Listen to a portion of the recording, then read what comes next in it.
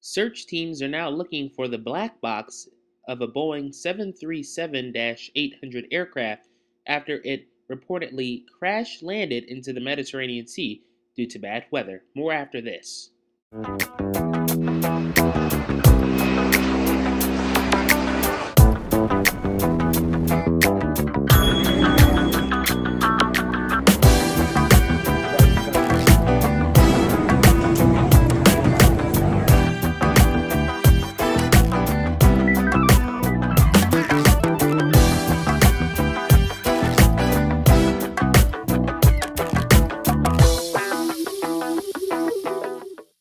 On January 25th, 2009, at approximately 2:37 a.m., an Ethiopian Airlines flight 409 crashed into the Mediterranean Sea shortly after departure from Lebanon, Beirut.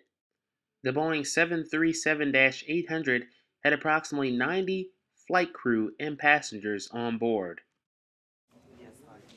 انطلقت من مطار بيروت The plane took off from the Beirut airport at 2:37 in the night. 37 دقيقة بعد After a few minutes, all contact was completely lost. الاتصال بالطائرة بالكامل 54 راكب لبنان There were 54 Lebanese passengers, 22 Ethiopians, an Iraqi, a Syrian, one Lebanese Canadian, one Lebanese Russian, a French woman, 2 Lebanese Russians, and 7 crew members.